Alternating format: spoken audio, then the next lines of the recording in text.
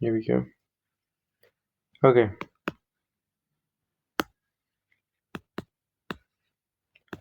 Some nice and simple algebra.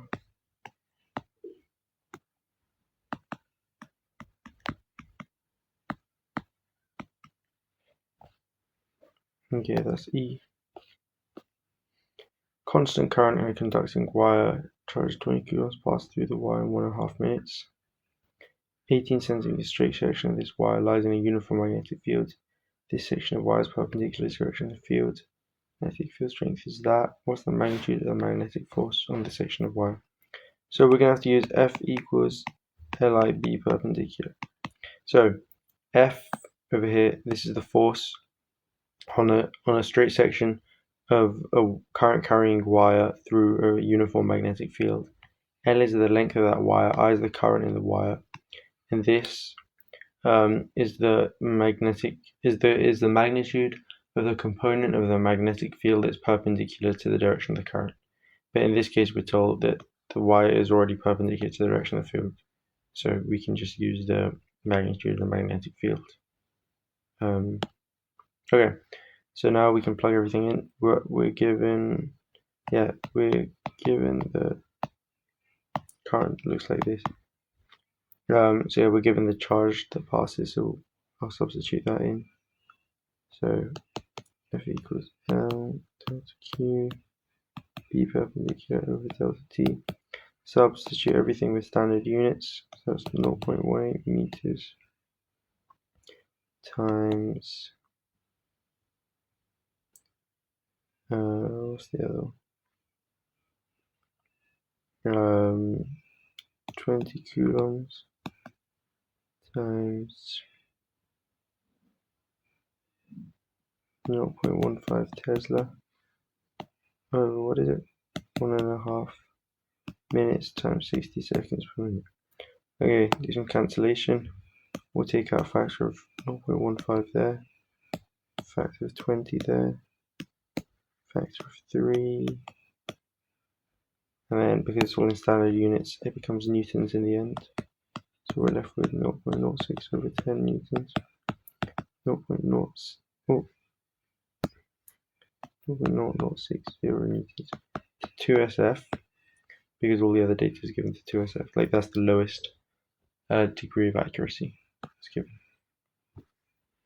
Okay, so yeah, solve this. Okay, I'm going to multiply by 4, and since that's multiplying by 4 is an increasing function, I don't need to worry about flipping over the inequality sign. I don't have to flip over the inequality sign, because multiplying, you only have to flip it over when you apply a decreasing function to both sides. Okay.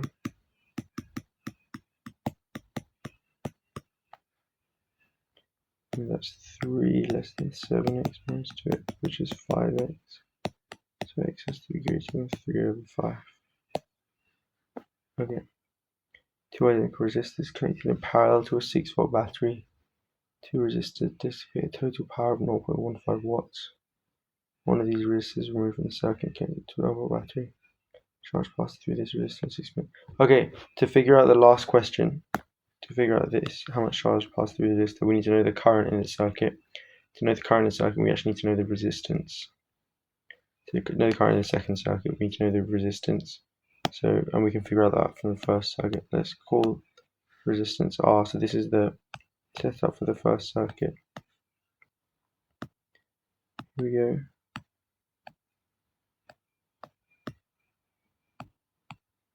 That's what it looks like. R and R. 6 volts. Let's say this is V1. Okay. And we know the total power dissipated is 0.15 watts. Okay. So what I'm going to do first is find the equivalent resistance of all this with these two. Let's call it R prime.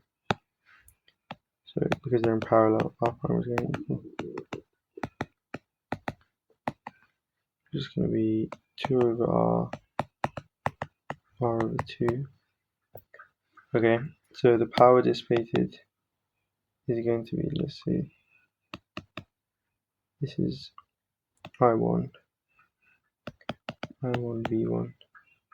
Because of Ohm's law, that's just V1 squared over R prime. Which is going to be, yeah, okay. So that means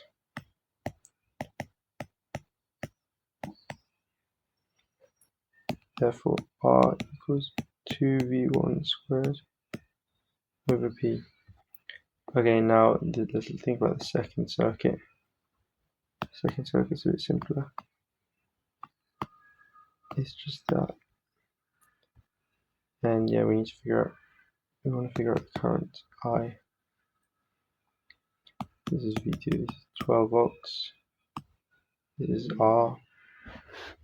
So obviously V2 equals IR. And I equals delta Q over delta T. So that means, this means that I equals V2 over R. So delta Q equals I delta T, which equals V2 delta T over R, which is going to be V2 delta T times P over 2V1 squared, substituting that in there. Okay, let's add a page to make some space. And then if we substitute everything in, delta Q is going to equal V2 is 12 volts times what's the time? 6 minutes. So 6 minutes times 60 seconds per minute. Times what else? P power is 0.15 watts.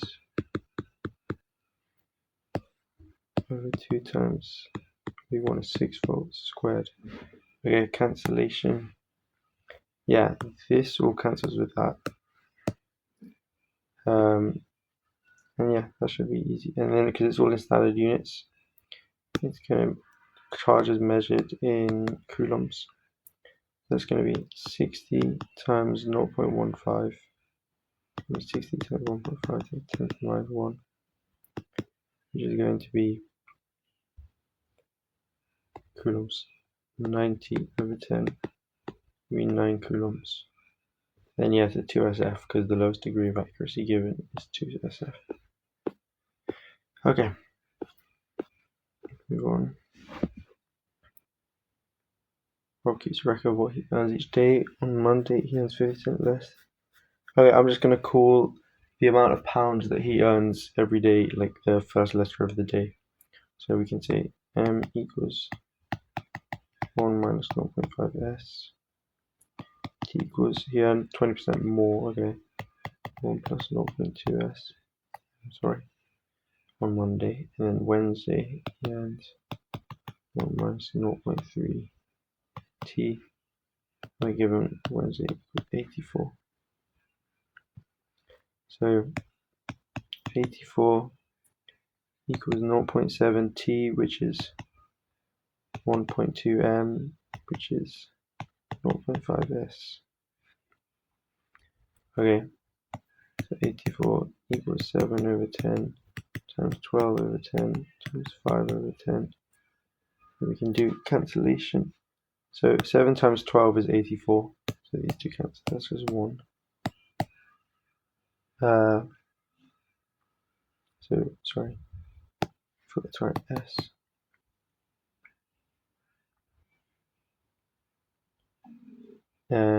Yeah.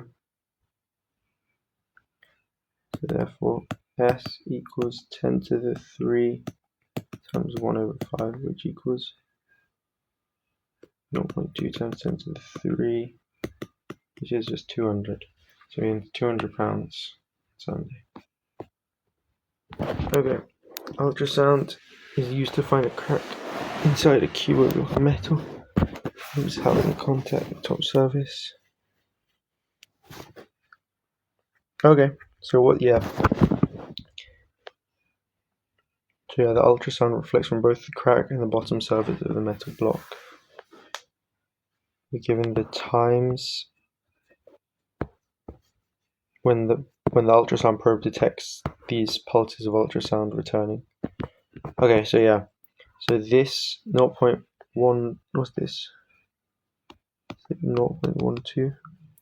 It's 0.12 milliseconds is how long it takes for this to happen. So the ultrasound to come down and then go back up. And the 0.2 is how long it takes for this to happen. To go all the way, too far. All the way down. Still went too far, but anyway, you know what I mean.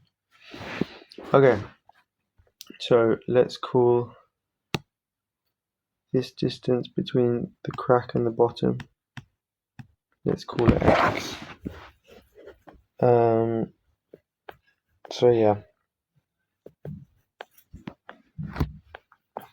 So we're given the speed of the ultrasound.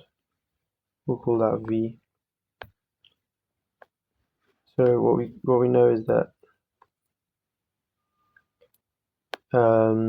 okay. So what we know is the second pulse.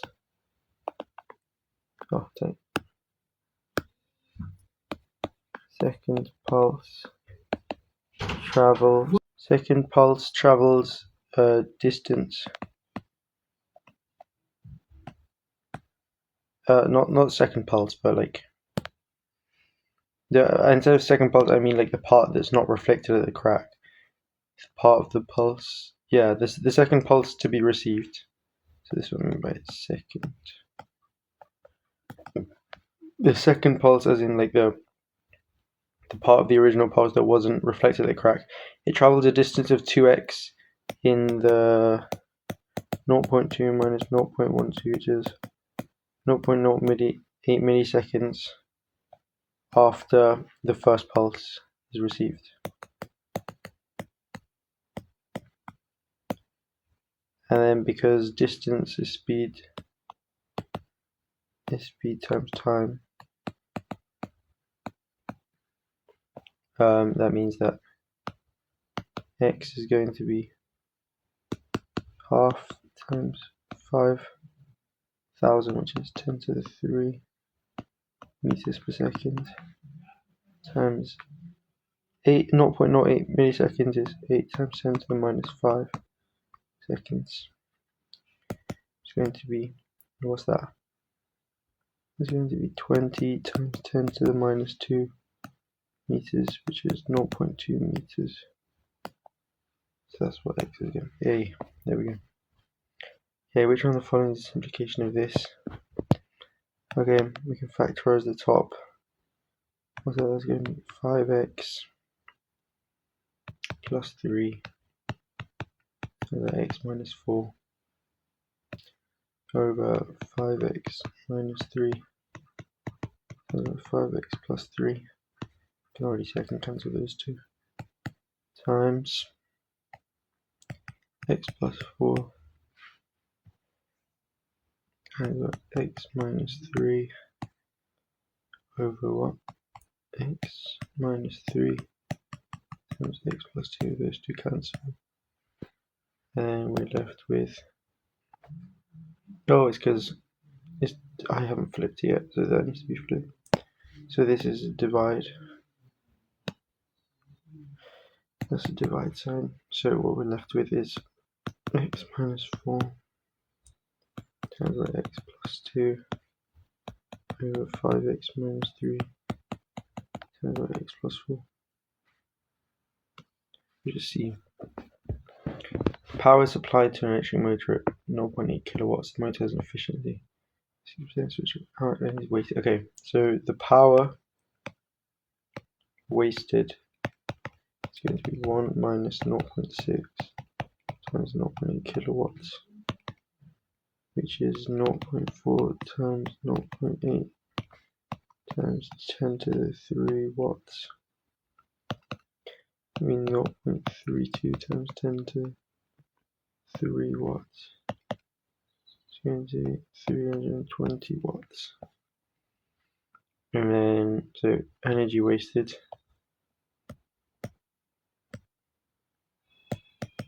It's going to be 320 watts times 30 minutes times 60 seconds per minute, which is what? Okay.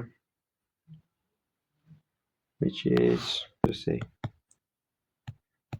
32 times 18 times 10 to the 32 times 10 to the 3. That's it. Then we'll do 32 times 18 plus 32 times 8 times 10 to the 3. This is in joules.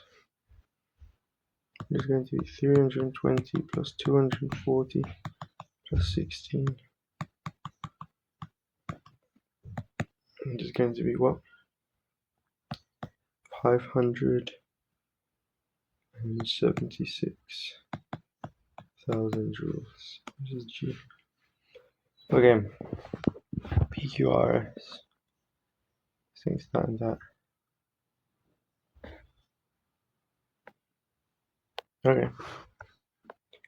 Ratio of PQ to PS is equal to, what's that? That's x plus 1 to 2x. So basically we need to find x. And yeah, we can do that simply by saying the area 360 is equal to x plus 1 plus 3, which is 4. So by 2x plus 1 plus 3, which is 2x plus 2. Dividing both sides by 2, that's 180 equals x plus 4 times by x plus 1 to 180 equals x squared plus 5x plus 4. So 0 equals x squared plus 5x plus 176 minus 176. And then prime factorize 176. So 176 is 2 and what? That is 88, 2, 44, 2, 22, 2, 11, x squared plus 5x minus 2 to the 4 times 11. What's 2 to the 4? 2 to the 4 is 816. Okay, that works. So 0 equals x, yeah.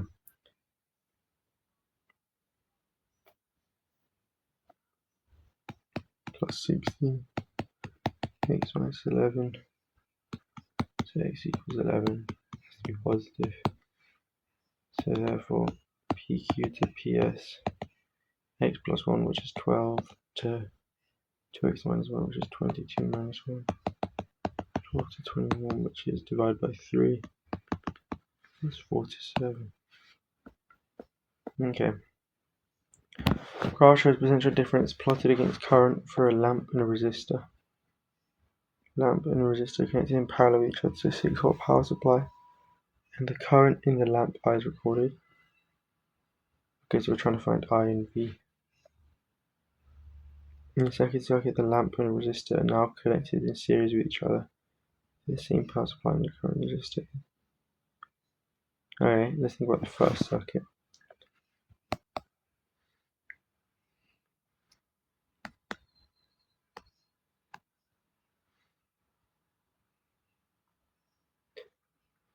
Lamp and the resistor. What's that? That's 6 volts. So yeah, we just need to find the current.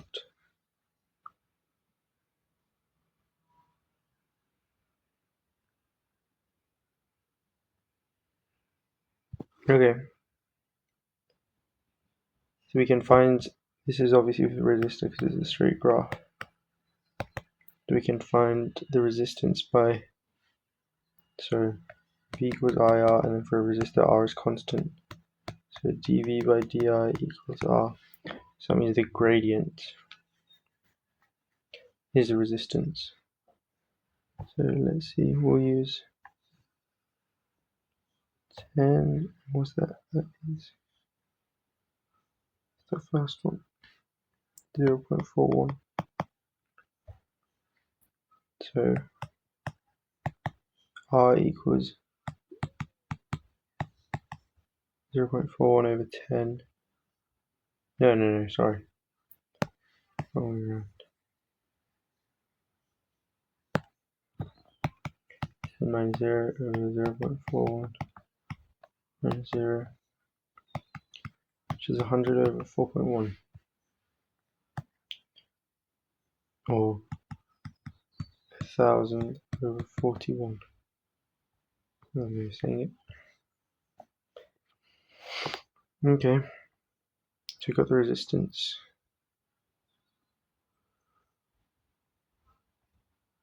Oh, they're in parallel with each other in the first one. Sorry. Yeah, that doesn't make sense. Okay. That makes it a lot easier now.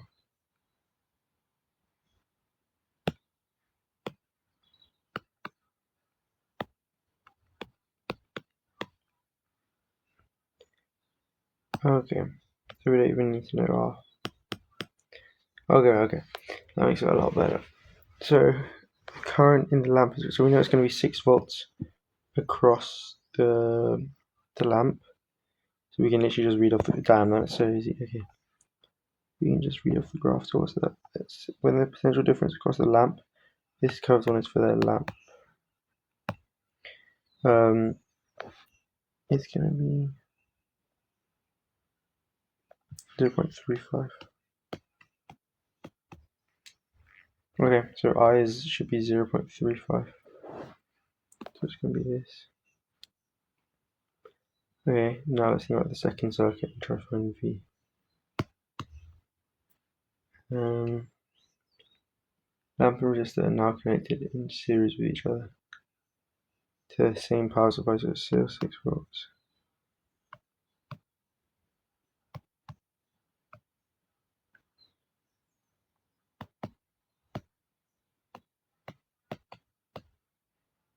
So we're trying to find V over this. And we're given the current I is 0.18 amps. So using one of the Kirchhoff's, I forgot which number Kirchhoff's law is, but if we go around this way, adding the sign voltages, so that's plus 6 minus IR minus V equals 0. So V equals 6 minus 0.18, 6 volts that is, minus 0.18 amps times 1000 over 41 ohms. So what's that? That's going to be,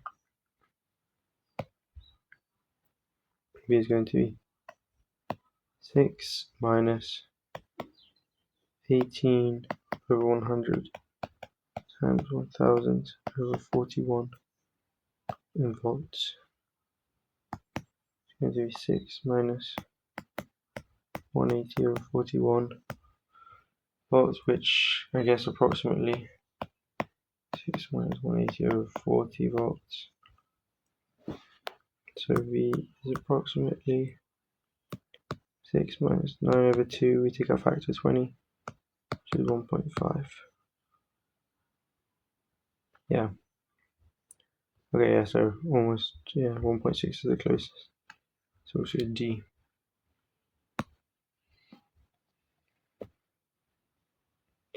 Okay. PQRS is a trapezium.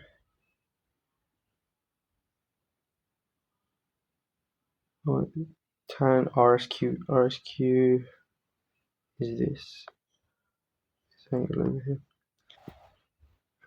Okay. What's the length? PS. PS is this length over here. Okay, so this is what I'm thinking. We can, yeah, nice. Okay, so let's call this X. We'll call this Y. Okay, so tan 30 degrees equals 40 over Y. So Y equals 40 over tan 30 degrees. And then we can figure out tan 30 degrees by drawing I always like to draw this equilateral triangle with side lengths 2. So, yeah, this is 60 degrees. This is the bisector, so because of symmetry, this is going to be 30 degrees. And that's going to be 1 because of symmetry again, and then because of Pythagoras, this is going to be root 3. So therefore, tan 30 degrees equals 1 over root 3. Therefore, y equals 40 root 3. And then x, so tan RSQ equals x over 40, which implies 5/8 equals x over 40. So x is 25. Therefore, PS is going to be 40 root 3 plus 25. Yeah, G.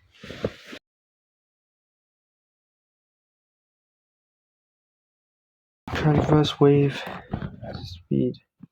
Let's call that a V. Then 4 meters. Okay, that's going to be 2 times the wavelength.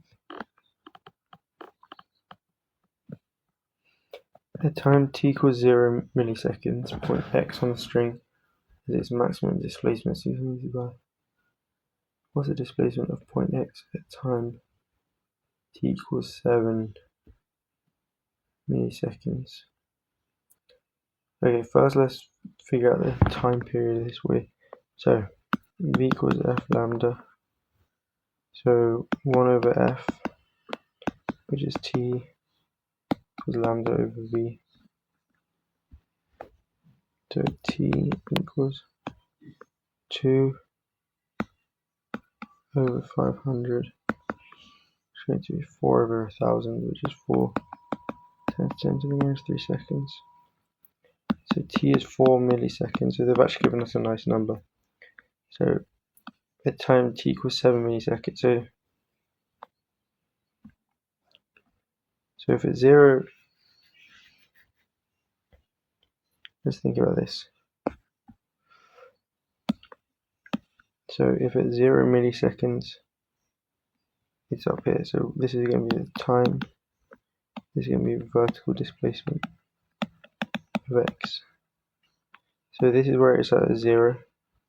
And then after one time period, so i.e. 4 seconds, it's over here. And then that's after another time period. So that's at 8. So yeah, 7 is going to be at 0 millimeters. There we go. C. Okay. So since his radius r, height h, cube, his side length 3r. Okay, total surface area. Okay, cylinder surface area is going to be, if we imagine it, so it's going to be these two circles. So that's going to be, yeah, these two circles. And then this curve length, which imagine if we unwrap it, it forms a rectangle with length. This length is the perimeter of the circle, and this is the height, h. So the surface area of the cylinder is going to be 2 pi r squared, it's got radius r, plus 2 pi r, that's the perimeter, times the height is h. And then for the cube, it's 3r squared, that's the area of one face, times 6. So what's that? That's 54. Yeah, r squared. So cylinder is 4 cube. So 2 pi r squared plus 2 pi r h equals 4 times 54 r squared. Okay, so let's divide by 2r both sides. And that's fine because r is not 0. So pi h equals 108r.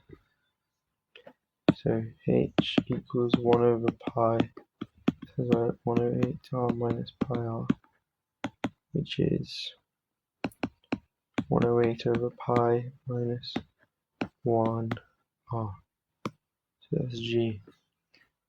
Okay. A piece of metal of mass 50 grams is at thermal equilibrium hot liquid at temperature T. Metal is removed from the liquid and immediately placed in 100 grams of water.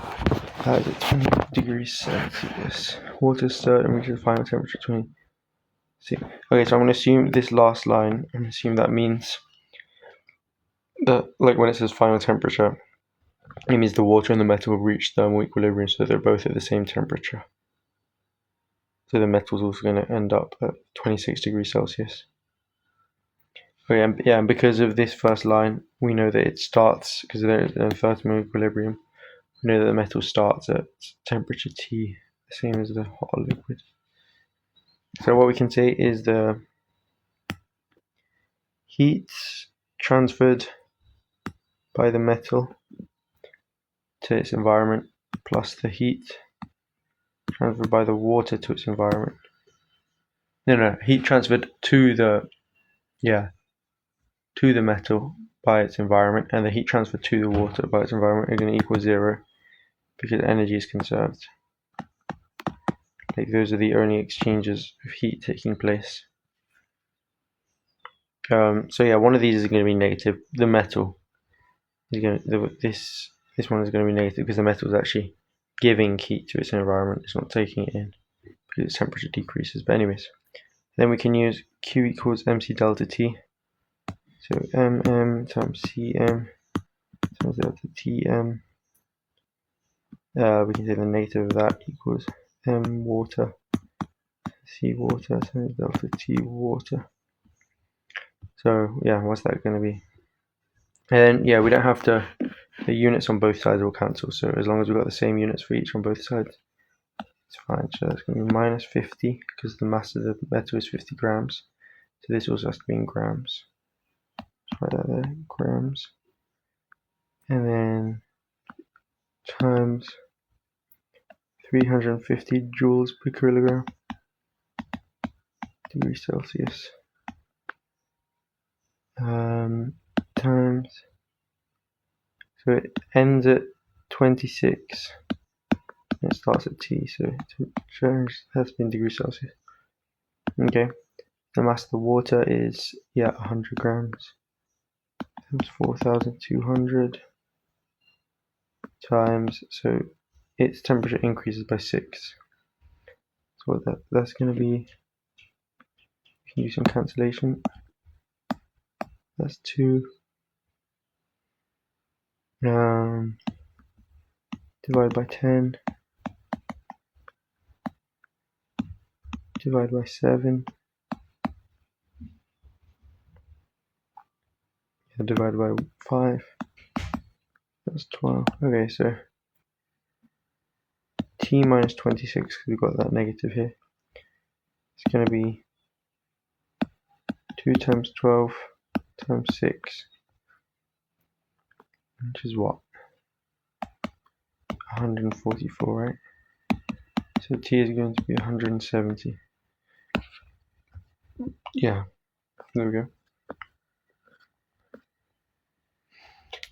Okay, variable x and y related by this equation. We arrange to make y the subject. So 5 minus x equals 2.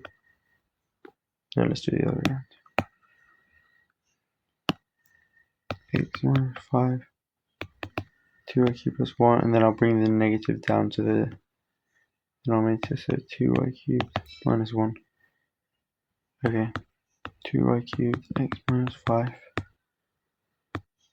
plus, no, that's right, that's minus x plus 5 plus 2y cubed plus 1.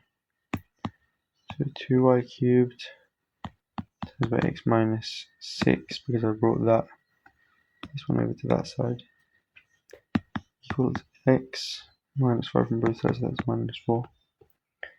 So 2y cubed x minus 4 over x minus 6, y cubed equals x minus 4 over 2x minus 6, so it's going to, y is going to be the third root of that, which is, this one, 2x minus 12.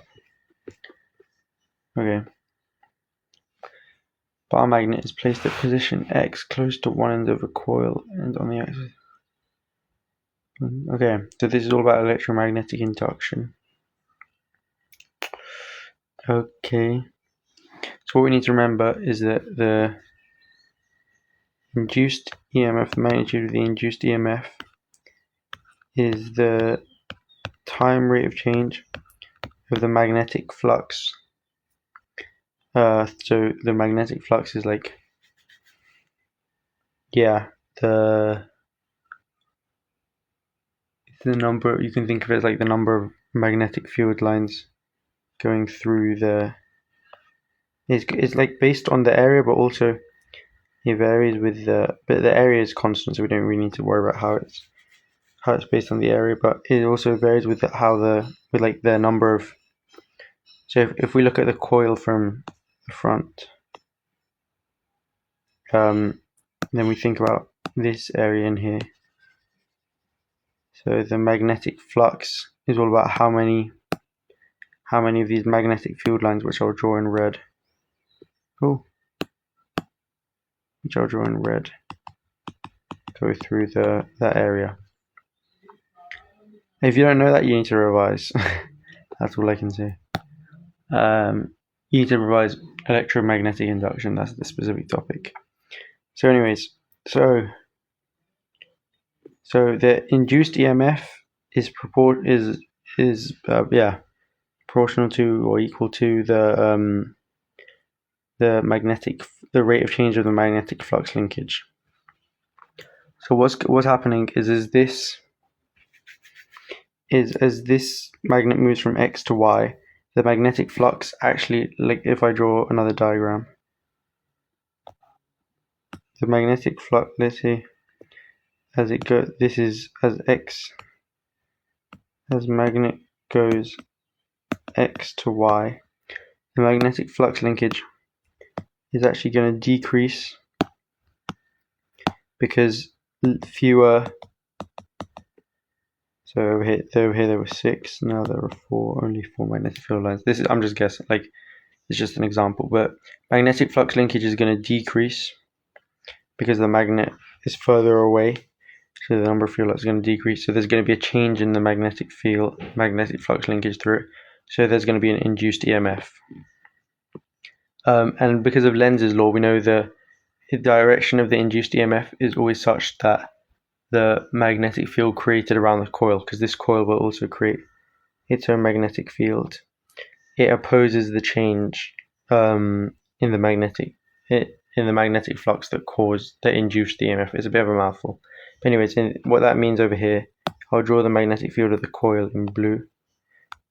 So as this one moves from X to Y, the magnetic field is going to be created. It's going to go this way because it's going to try to attract the magnet back. It's going to try to attract this magnet back towards itself.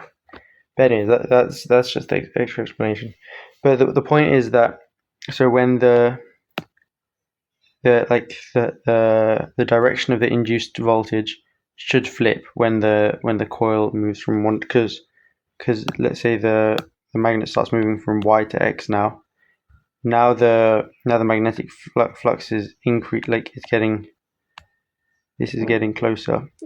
So the direction of the induced EMF would be the opposite in the coil to make the magnetic field it creates oppose it, to like try push back the magnet to position Y.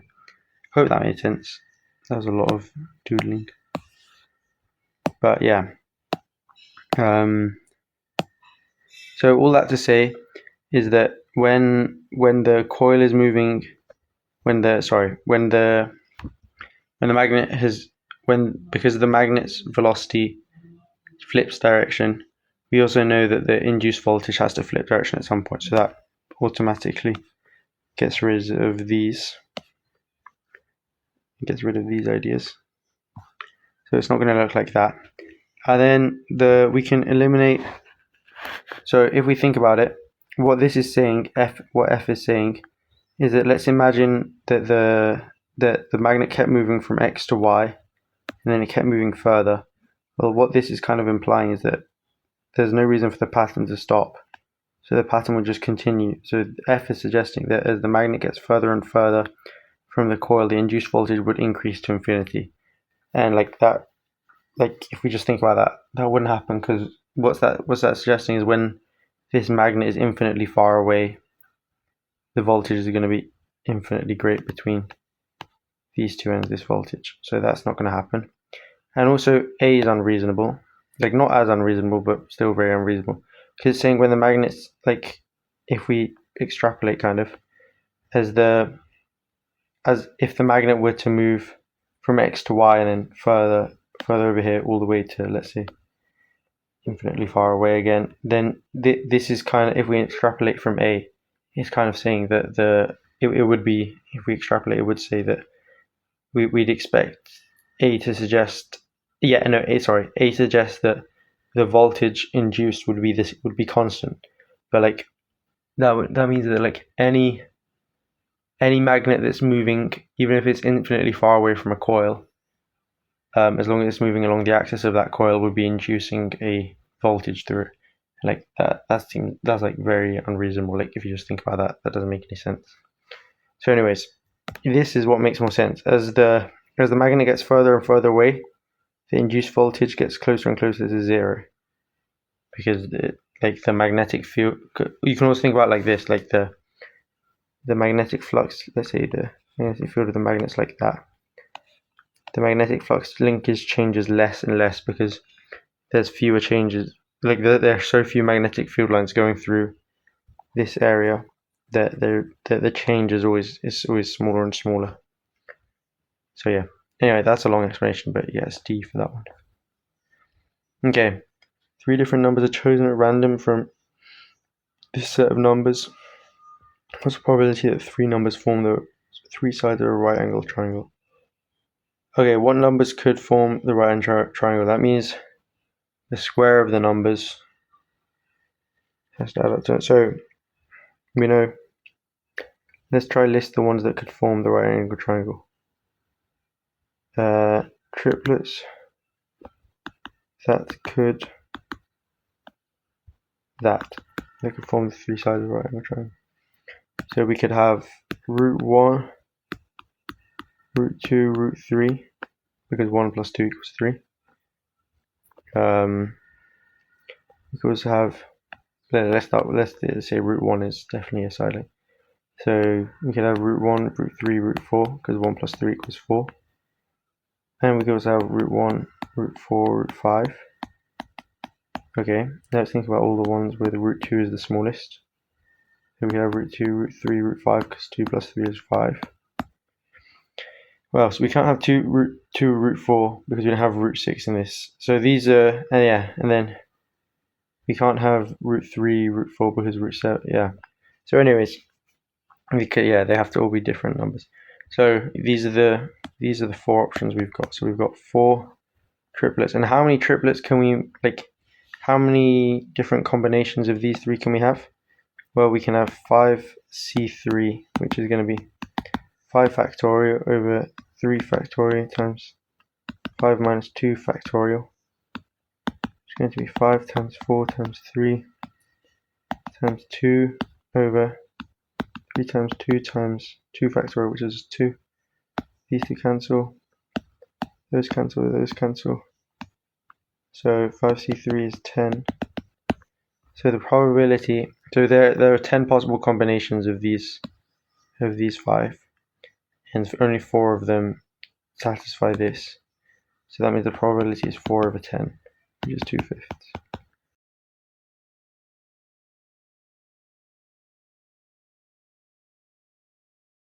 Okay.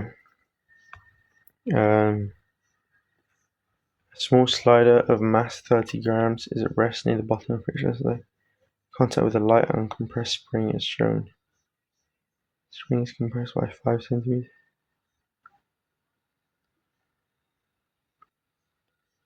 Okay.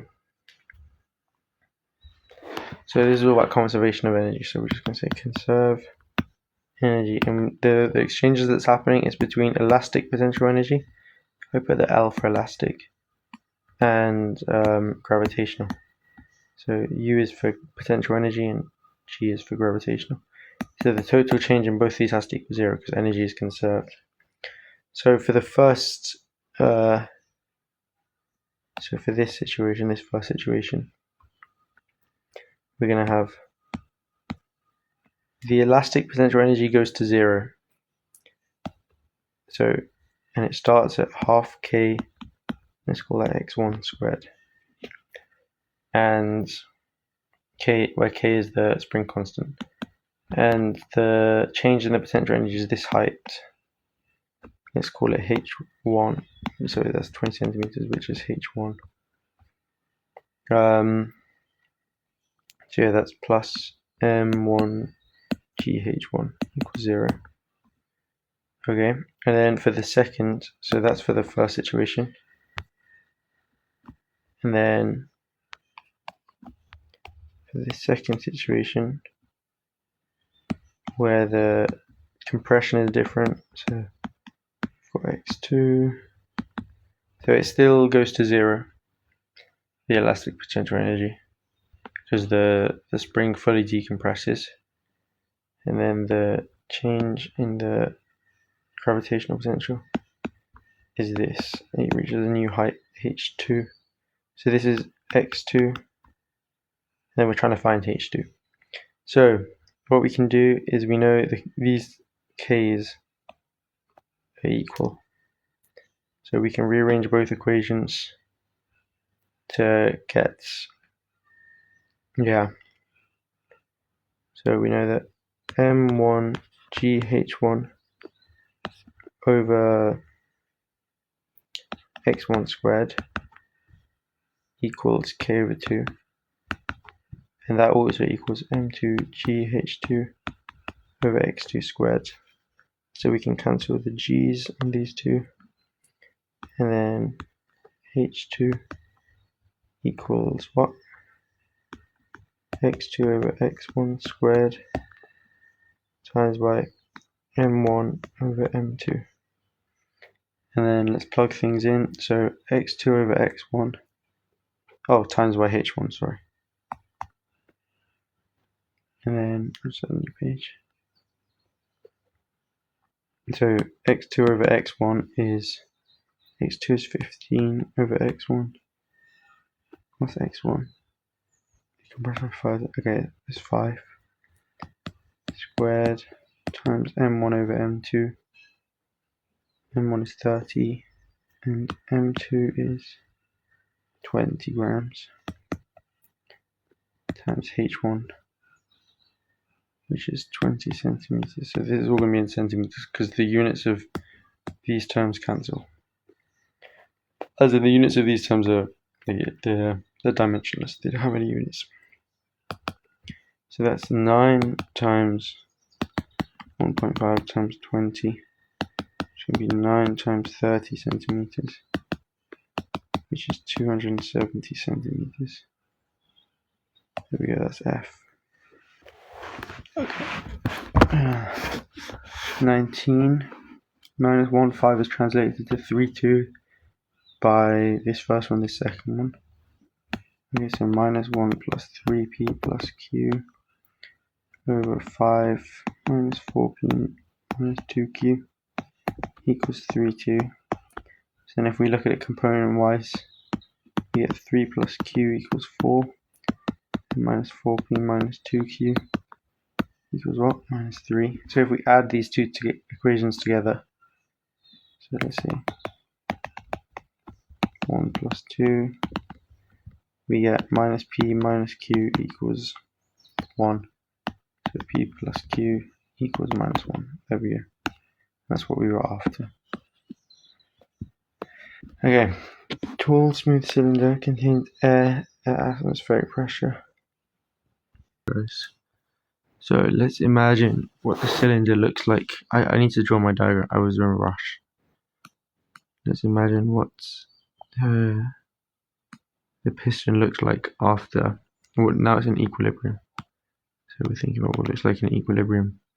So the pressure in here, we'll call that P final. P prime, sorry. Okay. So what are the forces on it? So it's got this weight force, mg. It's got this, the pressure from inside. So that's P prime A. But it's also got the atmospheric pressure from the outside pushing down on it. So that's PA. So yeah, that's where I went wrong. So the balanced forces equation should actually be P prime A equals PA plus mg. So yeah, that's where it should be. So anyways, P prime is the only unknown here. We've got P. We know that the original pressure. No, sorry, we know atmospheric pressure. Yeah, we know the value of that, so we just need to find P prime. So anyways, we can keep going like we were doing before. So this pressure. So sorry, PV equals nRT. So this is the original pressure times the original volume equals nRT. And this actually equals the nRT with the final temperature, because the temperature remains constant, and that's going to equal the final pressure times the final volume. So what we can say is the final pressure equals the original pressure times original volume over final volume. But yeah, and then we can use the idea that m mass of air in piston is constant. So the mass of air in the piston is rho v, where rho is the original density times the original volume of the cylinder. Sorry, in the cylinder. And that's going to be equal to final density times the final volume of the cylinder. So we can rearrange that to get what? V over V prime, which is rho prime over rho. So therefore P prime equals P rho prime over rho. Therefore, this is what we get. Now we're substituting into this equation. Let's call it 1. Therefore 1 becomes P times by rho prime over rho A equals PA plus mg. And then if we rearrange, this is what we get. We get rho prime over rho equals 1 plus mg over PA. So rho prime equals 1 plus mg over PA, all times by rho. So now we substitute in the values, and then we get rho prime equals 1 plus, what's that? That's 50 kg is m, times g is 10 newtons per kilogram. Original pressure is atmospheric pressure, which is 10 to the 5 pascals, times the area, which is 2 times 10 to the minus 2 meters squared, times the original density, which is 1.2 kilograms per meter cubed. And yeah, this is all gonna be in kilograms per meter cubed because we use standard units. So what we get is rho equals 1 plus 500 over 2 times 10 to the 3 times 1.2 kilograms per meter cubed, which is 1 plus 0.5 over 2, which is 1.2, which is 1.25 times 1.2, which is 1.25. So 1.2 is just 6/5 kilograms per meter cubed. So that is just 1.25 plus 0.25, because a fifth of 1.25 is 0.25, so that's just 1.5 kilograms per meters cubed. And yeah, into 3SF, because all the lowest number of sig figs given in the data was 3. So yeah, that is part A done. Damn, sorry it took so long. Thank you for watching, everyone. Hope you found it useful. And for more ESAT practice and preparation resources, make sure to check out our website. Link will be in the description.